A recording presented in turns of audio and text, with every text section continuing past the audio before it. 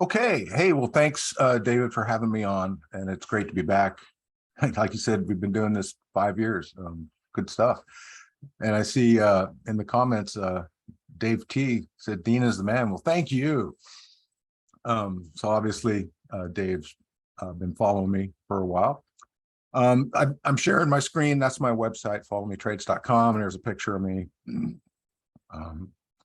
Hello, I'm Dean.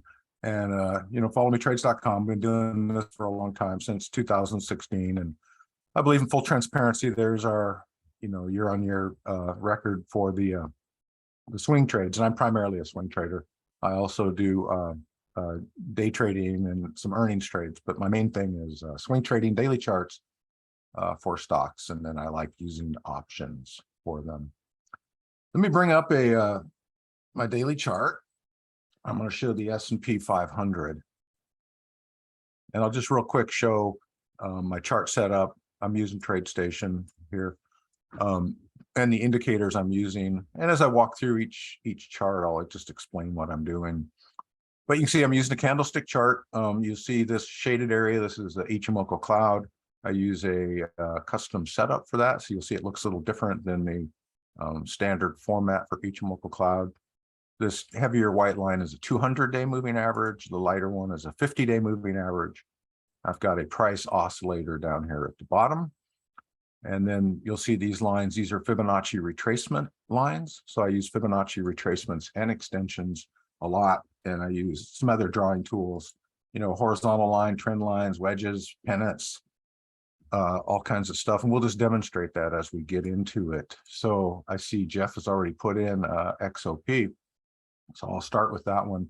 If you want a different timeline, time frame than daily, let me know. I can show intraday setups if you're interested in a shorter term or day trade setup on a particular instrument. So let's just jump in with XOP, and I'll try and keep up with it. So this is the ETF Spider Oil and Gas Exploration. First thing I do when I pull up a chart is I want to get some history. This is a daily chart. I want to see kind of a big picture, look back about a year and a half as a good starting point. I kind of want to see where and this one's been going up. So I kind of want, okay, it started back here, right?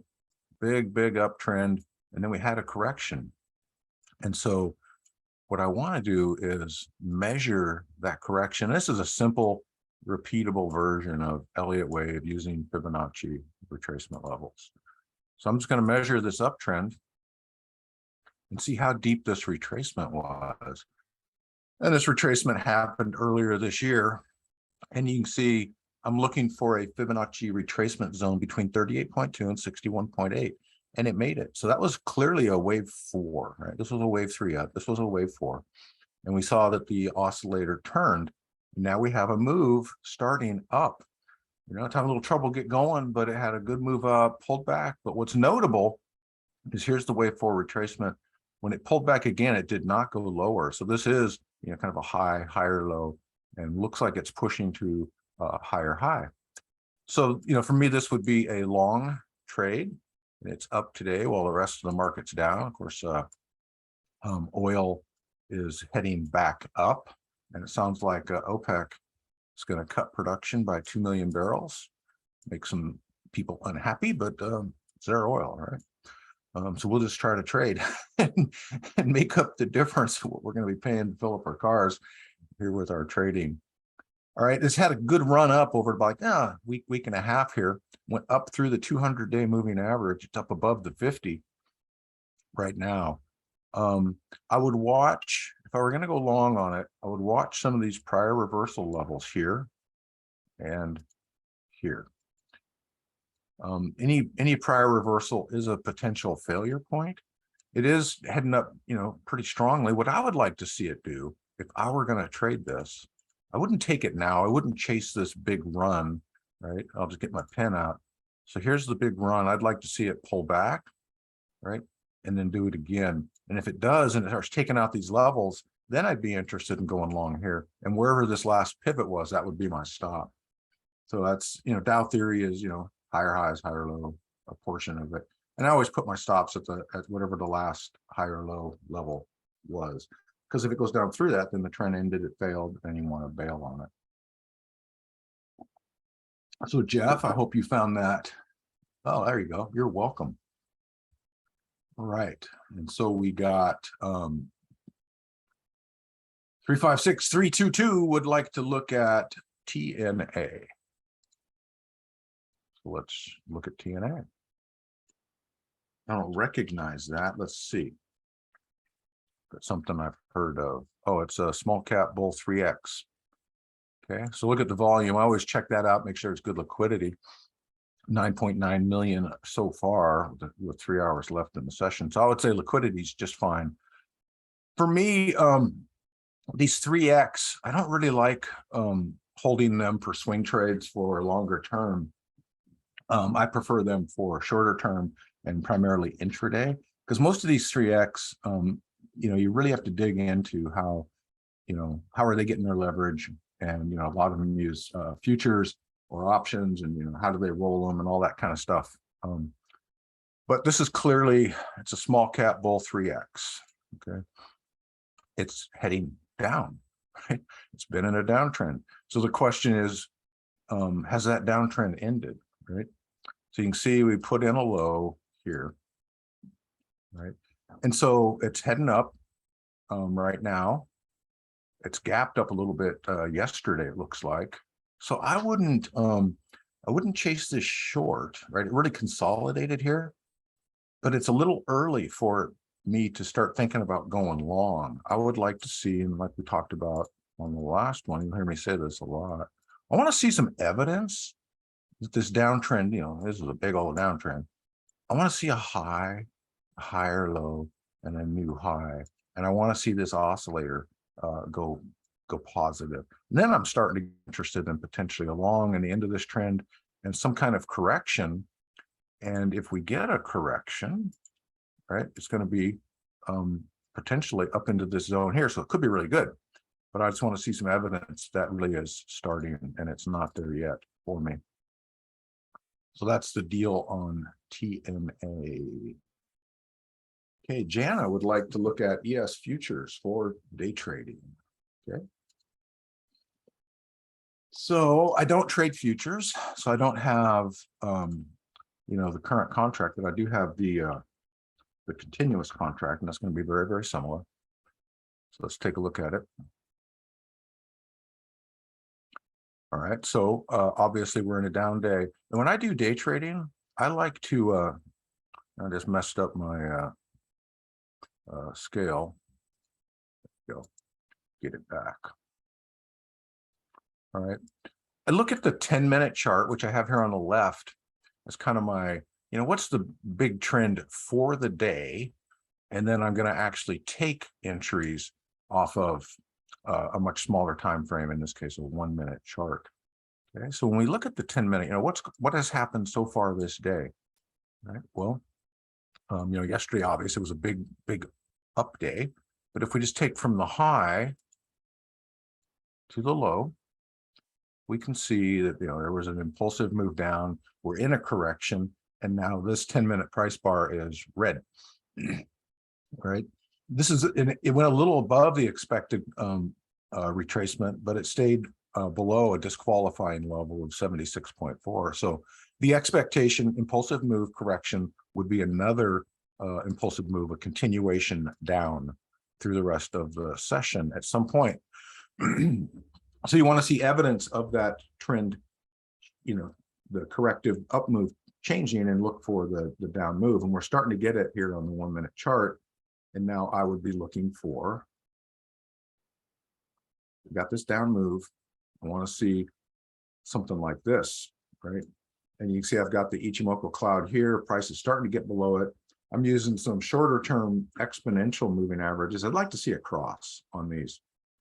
And then I would be interested in taking it down, and it could go to the prior lows of the day, maybe even deeper. But it's got to prove it, and those are probabilities. There's not certainties. No certainties in trading. That's what I'm looking at on the ES daily. All right. And that is the current request so far. keep them coming, and I'll do my best to keep up. Jana, you are absolutely welcome. Did that make sense to you? What I walked through there? I wouldn't take it long at this point. It's a corrective move, and they are harder to trade than impulsive moves. So I kind of tend to avoid the corrections. All right, good. Glad that helped. Ron would like to look at CMI.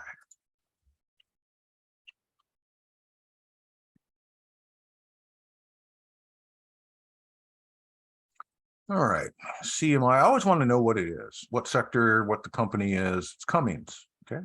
Make diesel motors. So kind of heavy industry. But it's the first thing that jumps out at me as I look at a chart like this is it's choppy, right? It has pretty big swings, even within a trend, right? This was a downtrend, but it had big old swings. So choppy charts, I typically trade them on a little bit smaller time frame. I prefer what I call an orderly chart that moves without these big swings in a trend. That when it's in a trend, man, it rolls. So this one's choppy, but you can see the trend has changed, and we can use some tools, right? We had this downtrend, obvious, right? You can draw a trend line from those high swings, right? And it stayed under it for better than a year, and then this summer it broke out of it big time, and so now it's starting these big wild swings to the upside. Broke through the trend line. It broke above the 200-day moving average, above the cloud, Ichimoku cloud. We got a crossover of the 50-day moving average, and that's called a golden cross when the 50 crosses the 200. So that all indicates bullishness, but again, it's a swinger, right? It really moves. So given that, chasing an existing swing might be a little bit dangerous.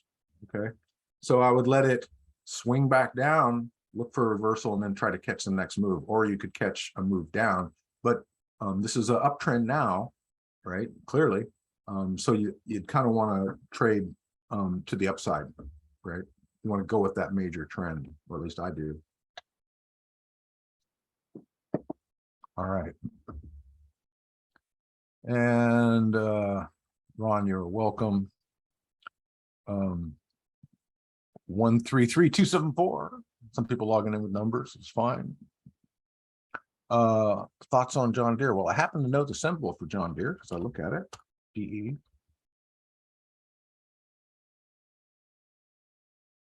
And again, we want to go get the big picture.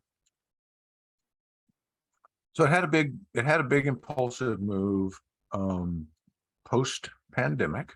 Big move up, and then it just channeled, didn't it? Channeled for this whole time, had kind of a weak move up, had this correction. It's not really doing much, right? This was the awesome trend back here. And those, when I say I like an orderly chart, right? These are the kind of trends I like to trade. They move, but they move in a fairly orderly and clear direction. So that's an awesome trend to try to trade. This one's not so awesome. And it's had these big swings, and now they're narrowing. It's almost kind of a bigger wedge formation. People call that a wedge or a banner or a flag. All means the same thing, but kind of like that. So it's tightening, and I wouldn't try to trade it until it broke out of that. Right, at some point it will. When it breaks, that's probably the direction it's going. And even if it did, it's not my favorite. I'm not crazy about this chart.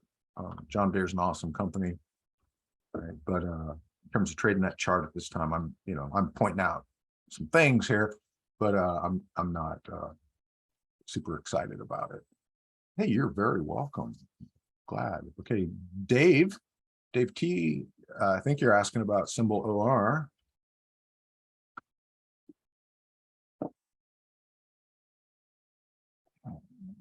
And well, Cisco Gold Royalties. So it's a gold stock, apparently. I've not heard of this one before. There are some other, if you're interested in trading gold, I think there's some other ones potentially better. The volume on this one, here we are just over halfway through the session. It's at 279,000 shares traded. There's some super high volume ones that you can trade that maybe are better than this. And this is a little choppy. Gold's a little choppy, right? Most of these gold stocks are going to trend with the underlying. I like the GLD. Let's just go look at that. You can see this is coming up off the bottom a little bit. Not quite as choppy as this other one. So, personally, I would avoid this particular instrument. And if you wanted to trade gold, I'd go look for something else. But what is interesting here is this triple bottom. Bam, bam, bam. So that's a hard floor. It's bounced off it. It's made a new high. But look at how this thing swings. Man, big, big, big. So it looks like the next one's going to be down. If you're, just dead set on trading this one, let it come down, find a reversal. Maybe there's another leg up later, right? But in terms of maybe some other gold instruments, consider GLD. Or here's a good one, Newmont Mining. Look at the volume on this one, 4 million shares. And this one has put in a bottom, and it looks like it is, kind of in this channel right here recently, right? Low, high, low, broke out of this. So this actually could be good. I kind of like this chart a little bit. Newmont, I would take a closer look at that one. And then GOLD is another. This is Barrick. 16 million shares so far today. Same thing. Let it pretty clearly break out here, and it's starting to. But there's some resistance here. Let it break out clearly. Maybe another high, higher low, and then if it's going to roll, that would be potentially a good long. But it's not quite there for me. Any of the gold stocks yet. Dave, there you go. Yeah, good. And GLD is a good old standby. The liquidity on that's just fine. We're at 3.7 million shares so far today, right?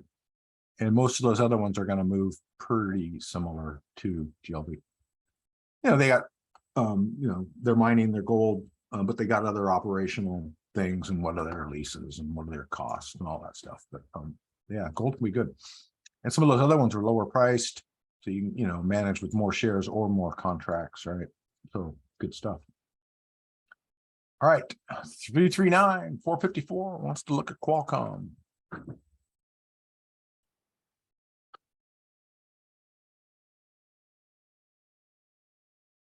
All right, big picture on Qualcomm. Let's step it out. Obviously a chip company, big one. So there's a big move up. There's a correction. So this was a completed Elliott wave sequence, actually. And the shape of an Elliott wave sequence is, big wave 3, 4, 5.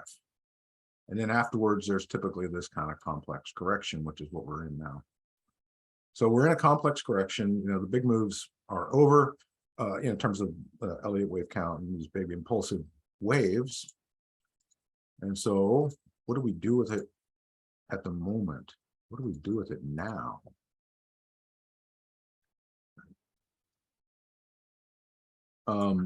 It's in a downtrend. It's a little bit spiky inside this, the downtrend channel. You could actually do what's called a wave inside a wave, right? It's a little shorter Elliott wave sequence. There's an impulsive move down. There's a correction, and then you would be looking for a continuation, what's called a wave 5, down to this target zone. It got really close, went below here, and now it's pulling up pretty strong.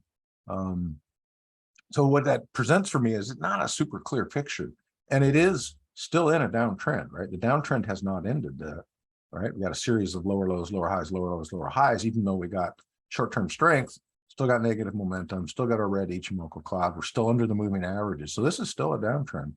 So it would have to prove that that's over and it's going up before I would get interested. And it's a long way from that. So I just don't really like it at this moment. I wouldn't go short because of this short-term strength, but it's nowhere near ready to go long yet.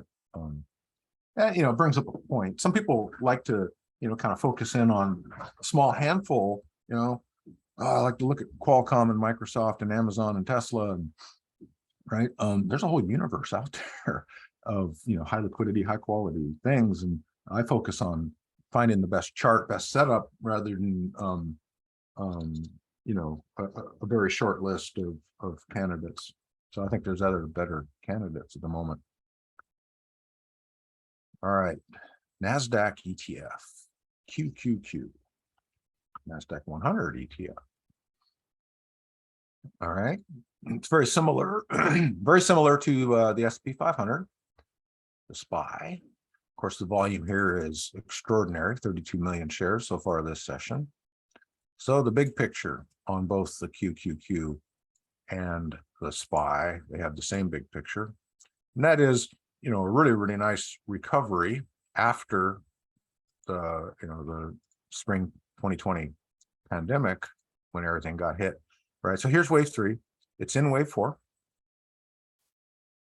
And the expected retracement zone for QQQ is these blue lines. Fibonacci retracement 38.2 to 61.8. Right? It made it deep into that zone, pulled up a little bit, went back down. And so now we've got this this prior June low, and just like the S&P 500 last Friday went below it. So this is, you know, the low for the year last Friday. And now we got some strengths. Monday, Tuesday were big up days. Today, it's off a little bit. So it looks like this correction could be over, right? Although it could go deeper. We're at this kind of transition point, right? We just put in a new low. We went up here, but notice some barriers to an uptrend. We've got the Ichimoku cloud, which you see here was a resistance point, and many other times the cloud can be resistance somewhere in the cloud region. So we could encounter resistance. We've also got the 50-day moving average, which could be resistance.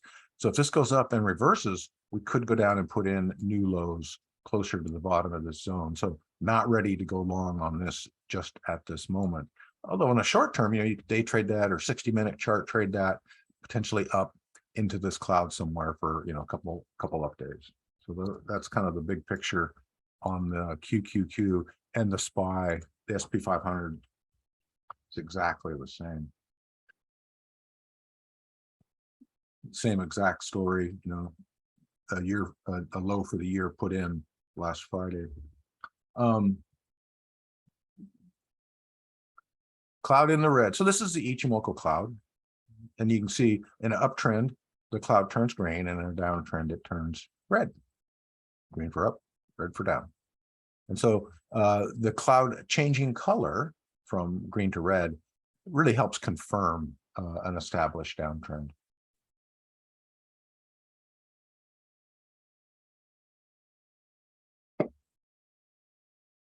All right, let's look at the QQQ on a intraday chart. Maybe there's a day trade coming.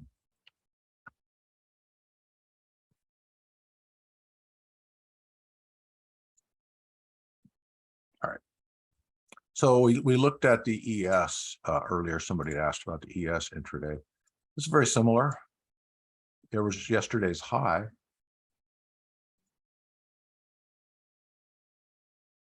And it just went through the QQQ on an intraday chart, just went through this 76.4. I've got it coded red, which means that's too big to be a retracement. That now is the impulsive move, and that's fine. Now we just switch our analysis and we make that the impulsive move. And at some point, we'll expect a correction on that bullish impulsive move down into here. Hasn't started yet, hasn't been proven, but that's the next move I'll be watching for.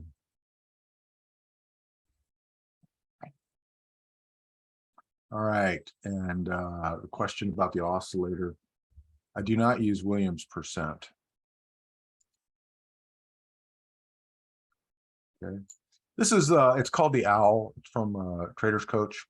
It's a price oscillator. You can the unique thing about the OWL is it puts a pink dot. It tries to identify the current biggest move, looking back 144 price bars, and puts a pink dot there. And that could be helpful. You can replicate this price oscillator here. You can see this is going to be the exact same magnitude and direction as the owl. I'll even give you the settings just for fun. So the indicator is price oscillator, just a straight price oscillator. There's other variations on price oscillator, but the price oscillator is labeled the same in every charting platform I've seen, right? And so I'm using a price on close, a fast length of 5, a slow length of 35, color length of 14, and then up color green, down color red. And so that price oscillator, what it helps you to do is to confirm trend changes, right? So I use the Ichimoku cloud and the oscillator, right? Has the trend really changed, right? Because, you know, even in an uptrend, we get pullbacks, right? Sometimes they're small pullbacks, right? But we look and go, did this go red? Did this go red? Okay, we got a real pullback going on. So it's helpful. And we can also see the amplitude, right? How strong is the given downtrend? Like when things turn down at the beginning of this year, look at the angle of the, I was telling you, hey, this is a sharp move down, it's confirming it, right? And we can also see divergence. So as this uptrend continued last year, one of the things we could have observed is that we're not really putting in, the momentum is not growing, right? It's starting to bleed off a little bit, and that can tell you that a trend change is coming.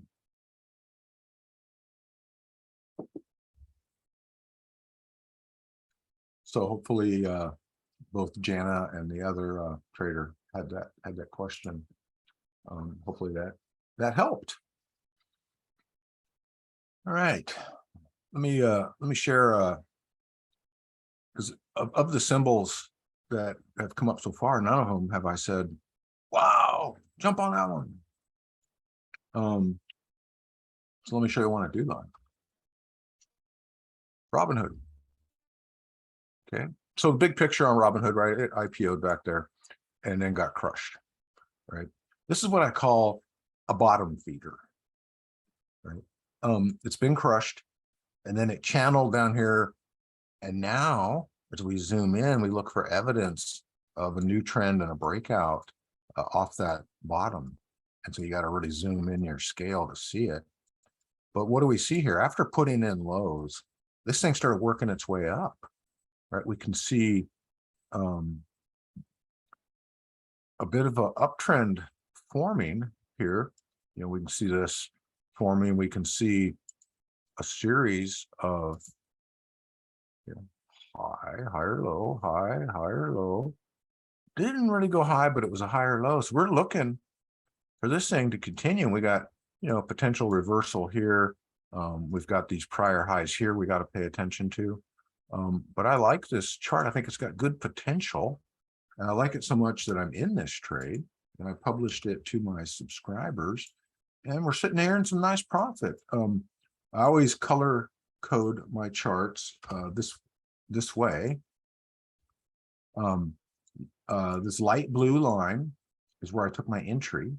This red line is my current stop. So that's, if it goes down there, I'm gonna close the trade. And then this green line is my target. And when I take a trade like this, I always look at the reward to risk ratio. So I look at the distance from my entry to my stop. That's my risk per share, right? We took an entry at whatever that was. Let me move it so I can see the price. We took an entry at 1026 with a stop at 964. So that's 36 cents plus 50, 61, 71, 60, 70 cents per share risk. Okay. If it hits my stop, I'm going to lose that amount per share. And then what's my reward? The distance from my entry to my target. Right. This has to be bigger. And right now this is, this is 2x. So if the trade loses, I'll lose this amount. If it wins, I'll win this amount. And this is a very conservative target. It's these prior highs, but you can see it did wick a little bit higher. It is in an uptrend. So, we could reasonably, right, go, yeah, but there's even potentially bigger target up here, right? And maybe even beyond that if things really go good. So At a conservative target, I got a 2-to-1 reward to risk ratio. I like that. And there's some potential for it to be much, much bigger. So I like that trade. Robinhood. And of course, good liquidity, 3 million shares so far today. And it's a popular trading instrument.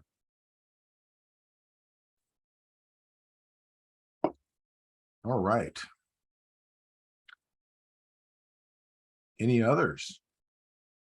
Keep your questions and symbols coming, and I will grind through them and try to explain what I'm doing. And maybe you'll pick up a tip or two here. And while we're waiting, I'll show you another one. Similar setup. Again, a bottom feeder. Totally different sector. So Robinhood obviously is the brokerage trading app that got so much attention during the meme stock era. This one's Pinterest. So, Pinterest got absolutely crushed.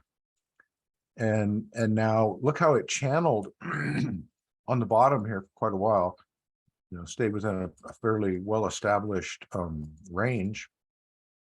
And then it broke out. Now we got high, higher, low, high, higher, low, high, higher, low. Looks like it's heading to new highs. Same thing. This is my stop. This is my entry. This is my target, conservative target. It could go higher, right? Because it's got a really nice breakout going. So, I like it. Jeffrey is asking, could you use a trailing stop on the Tony hood? You mean Robinhood, the hood trade I showed?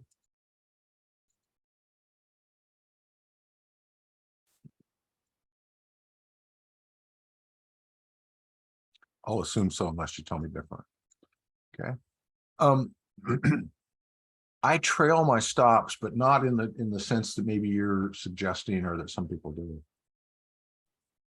Because you can go into your broker platform and you can set up a trailing stop, right? Then you can set it by price or you can set it by percentage, whatever you want. That's difficult. I found that's really, really hard to do. And particularly I trade primarily options, right? So trying to come up with a percent trail or a dollar trail, because I'm just, I'm in this trade, I'm in Robinhood, and I'm in it with, a call contract. I'm in with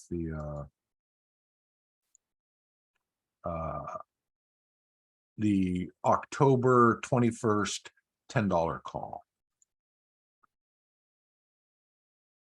Okay.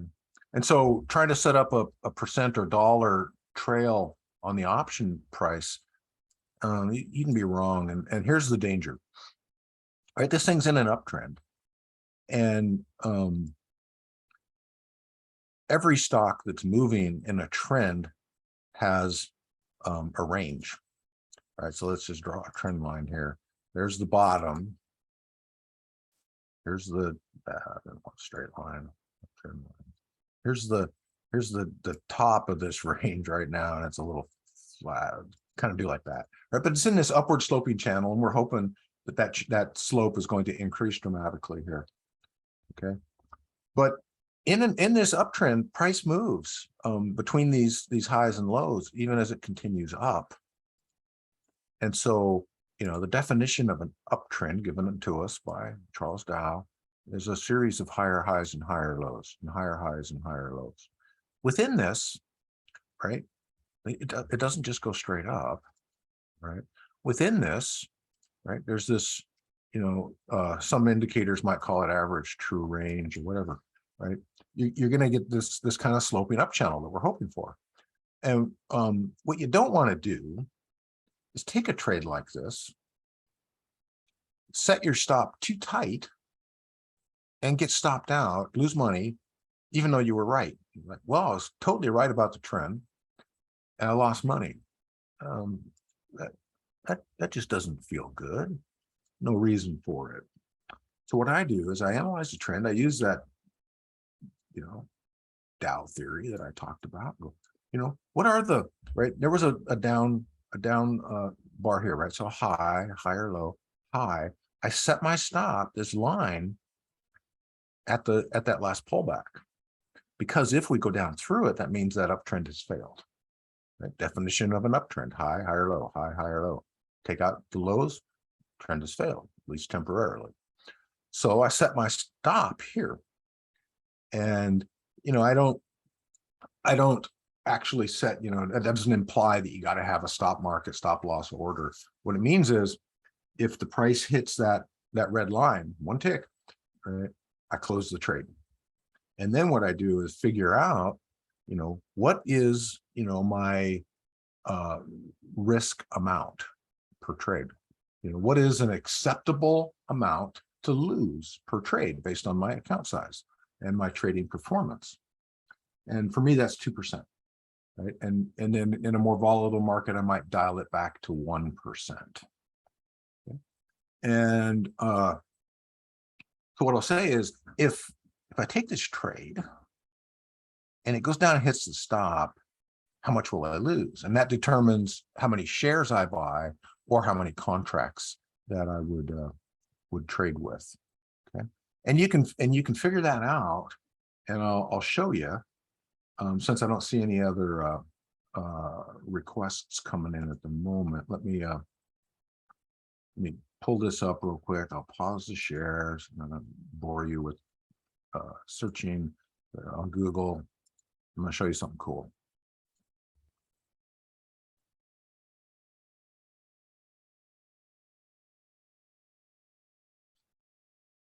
Just a moment.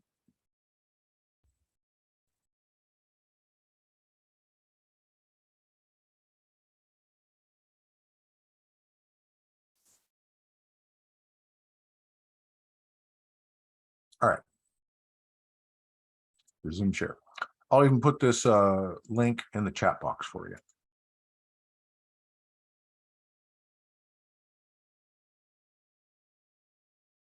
All right.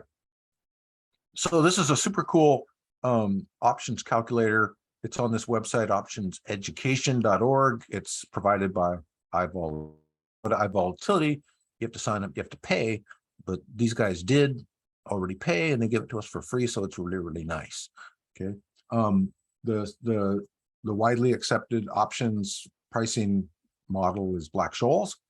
And in order to use Black-Scholes, you got to have a bunch of numbers, variables, right? What's nice with this iVolatility tool is you put in a symbol and they're going to go fetch all the parameters you need to use the calculator and to run a calculation, right? And so I said, I'm trading the monthly, the October 21st, and I'm doing the $10 call. Okay. Now what I can do is go, what's the current, if I were to take this trade right now, Robinhood, okay, I'm gonna go buy calls on Robinhood, right? What's the current price of my $10 contract? $10 call, October monthly. We bring up the option chain here.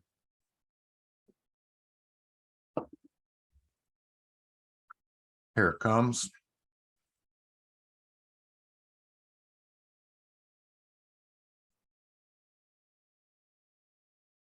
There it is. I already had hood loaded. October monthly, $10 call. Let's just use the ask, $1.23. Okay. So $123 is the current ask on the Robinhood $10 call. October 21st expiration.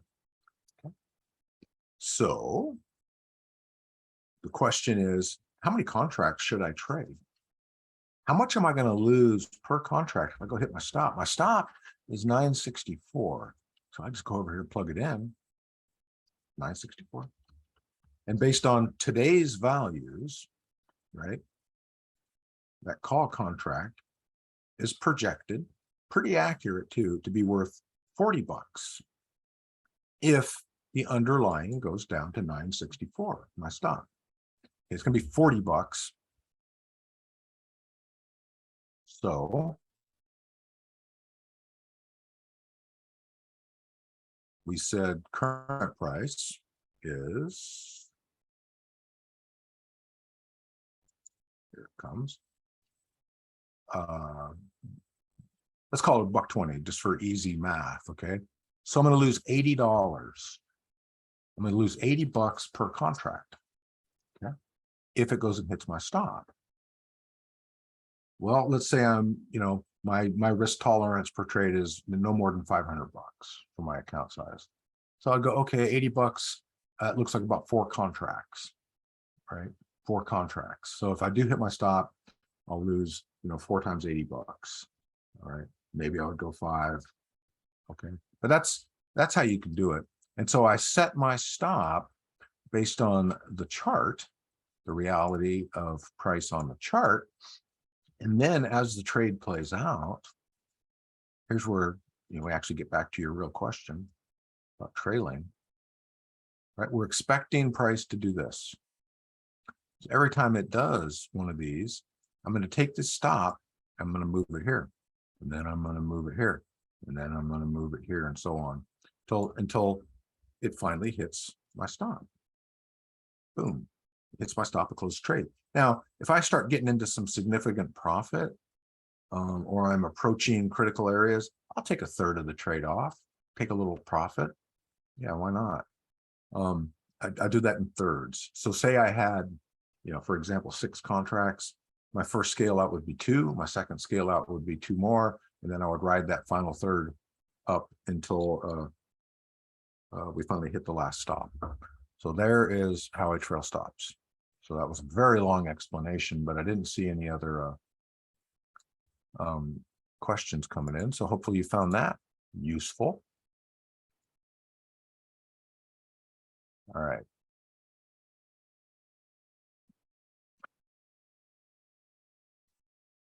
So that's the Robinhood trade. I also showed you the Pinterest trade. Jeffrey, you are absolutely welcome. All right, while you're thinking of other things, I'm going to go ahead and give you another link. All right, so there's a link to that option calculator. All right. I do have a free training series. I'm going to show you the page. So I've been doing this a long time, and I've worked with lots and lots of traders, hundreds, and I've observed the top 5 habits of successful traders. So I put together a little video, and here they are, right, listed, and I walk through and explain these in a little bit of detail. And then if you found that valuable, right, I have some other free training. You just have to first name, email, and then I will explain trend analysis, price targets, stop levels, reward to risk, correct trade sizing, some math, and then how to short a stock, the mechanics of shorting. All right. So I'll put that link in the chat box, and that is available for free. You can go, get the top 5 habits, and then if you'd like, you can also opt in here and get. There's a whole training sequence. Each of these is a video and some documentation and stuff like that. So that's available for you if you're interested.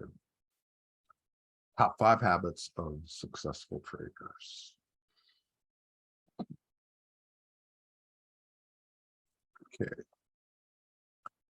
Let's look. Here's a great resource.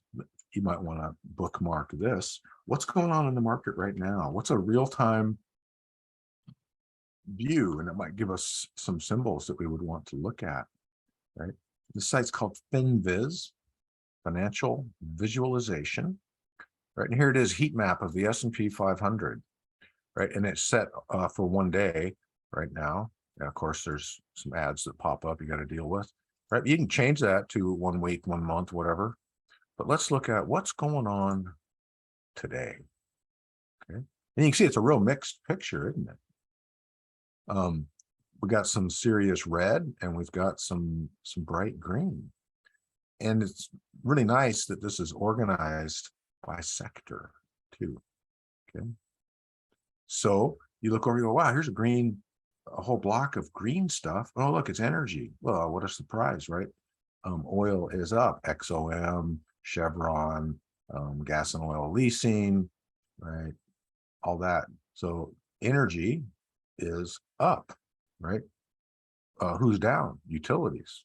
All the utilities are down. Bright red block. Real estate is down. I saw this morning on CNBC headline, mortgages have dropped 14%, or mortgage applications. Boy, it wasn't very long ago, right? It was crazy. You knew that had to end at some point.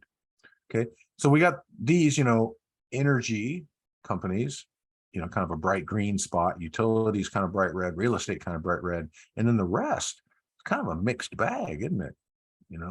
Just kind of scattered here and there, here and there, here and there. But what you can do is go, maybe, maybe, there would be some tradable opportunities, in energy. Let's go look at that.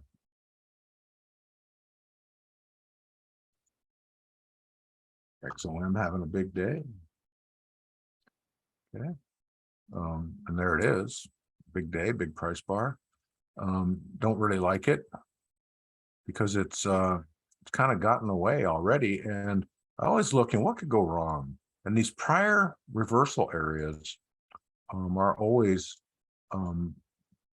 roadblocks, right? It could reverse here or here because it did before, right? At these price levels, traders said, yeah, let's start selling that thing, and it's approaching it, and it's been a big long run. So I wouldn't go long into these, and clearly you wouldn't want to short this rally unless it hits this, turns down. Then this thing, some indicators work better on some charts. They just the particular instrument responds to those. The 200-day moving average is a serious indicator for XOM. It finds support at the 200-day moving average very regularly. So if you were to get a good reversal, there might be a trade down to the 200-day moving average on XOM. Nowhere near ready to that, but you would just watch. Is that going to reverse? Is there a trade there? Maybe.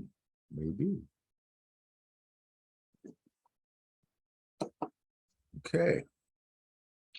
Well, the setup here was that, we weren't going to do a presentation, that we would field your trade ideas. I don't see any more coming in. So we have about 10 minutes left. David, what do you want to do here? How should we proceed? If you got any thoughts? Oh, there's one more for you. NOW. Yeah. Okay. But yeah, if you have any other symbols that you've been looking at, or to fill up I've shared a couple.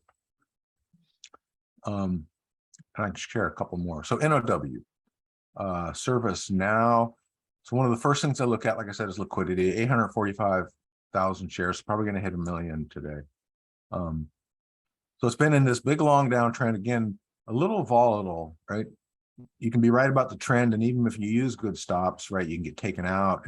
And in this trend, even though it's continuing down, it's taking out prior highs. It just gets hard to trade something like this. So I like things that are a little bit more orderly, and that the trend stays within some manageable boundaries. And this one, big downtrend and then big up today. I don't know what now does, what sector they're in. You guess maybe energy, but gap up, heading up.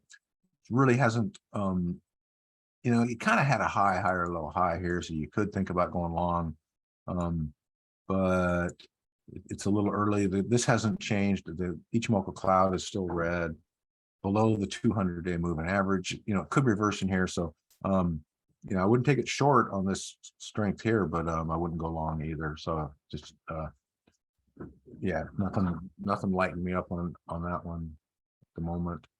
Teresa, edit.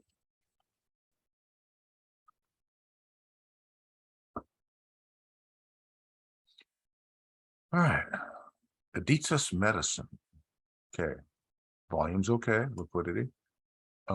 It's a bottom feeder, right? My term. Okay. Big huge move down, from a high of 75, call it, down to here, sub $10. I'd call it a big move. So the question is it starting an uptrend now? Has it come up off the bottom and is it kind of getting ready to make a big move here? And let's just draw a line at the bottom. So it made this move, it bounced off to 200, it pulled back, right? It's down today. So I would have to see it get above the 200 before I could get excited about going long. You don't want to go short. It's got a really hard floor that's coming up on it. So yeah, I'd like to see it get above the 200 and put in a series of higher highs, higher lows, and then it could be good.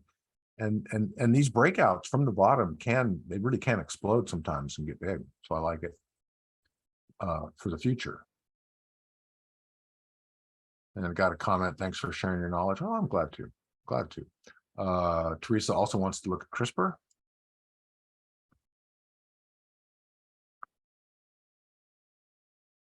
All right, another bottom feeder. It did break out and it came down here and it penetrated the 200, but not much. All right, so that's that 200-ish is kind of a support level and it's trying to break out again. So you know, I'd like to see it at least, you know, get above the 50. And if it does, that cloud is going to be narrowing. It could be breaking above the cloud. And so depending on what price level that happens at, right, let it, you know, it's going to take a week or two before anything could develop here. But if it does, I'll start turning green, then your target conservatively would be here at the prior high, right? That's a major pivot point and potentially larger because it, you know, the full retracement to this massive downtrend is going to be larger. So it could have the potential for a bigger move up into this region. So it's worth keeping an eye on, but it's not ready for me at this moment. Denny, CTAS. I know I've looked at this before. And that's a bit choppy, isn't it? And we got a little bit low volume. It's not even going to hit 500,000 today, probably. It's got 306,000 so far today. So it's a little thin on the liquidity for me, personally. Boy, you know, it is choppy. It's one of those ones where I said you can be right about the trend and still get chopped out just because it's you know, range of these swings is so big. You could do a little wave inside a wave analysis here. You could call this a small 3 with a wave 4 down into here and potentially a follow through up to above these highs, up to these highs here into this green zone, potentially. It's a little bit risky and it's a moot point for me because the volume would keep me out. All right. Pat would like to look at PBR. Is that Pap's blue ribbon? Probably not. It is Petróleo Brasileiro, so it's oil. Yeah, choppy. I mean, just look at this. Gaps up, then gets crushed. Right, gap up here. You want to pay attention to these gaps too. That means new information came in and the market responded. So you had a pretty big gap up here. And then the next day, a very large gap down here. And another very large gap down and a large gap up, right? And part of it is, this is a ADR, which means it's a, you know, non-US company listed on a US exchange. And so sometimes the reason you get these gaps is, you know, it had big action on its home exchange. And now when the US exchange opens, right, price gaps. So you want to be a little careful of that. And for that reason, you don't want to get surprised because, you know, I walked through earlier, very carefully plan, you know, how much would I lose if this hits my stop and, you know, size the trade accordingly. If it gaps right through your stop, then that math goes out the window. And now you lost more than expected. It can happen with any stock, right? But that's another reason options are nice, is because, you know, long puts, long calls, the most you can ever lose is the premium you put up. And that's one of the reasons I like them, that and leverage, capital efficiency. All right. I think I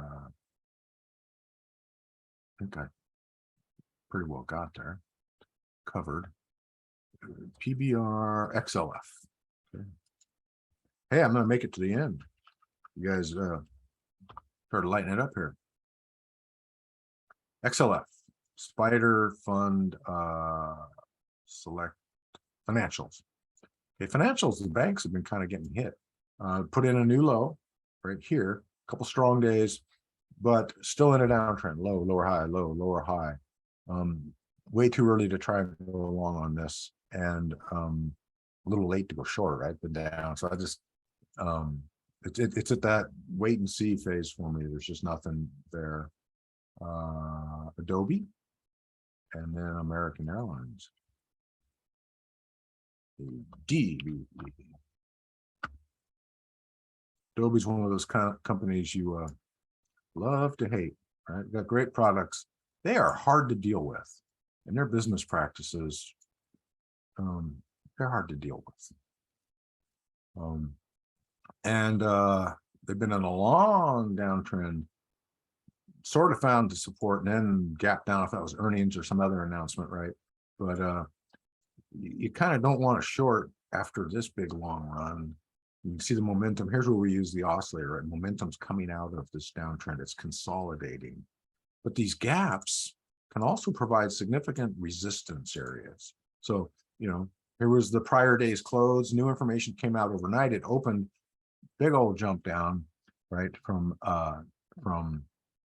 you know, 367-ish down to 321, right? Lost 40 bucks.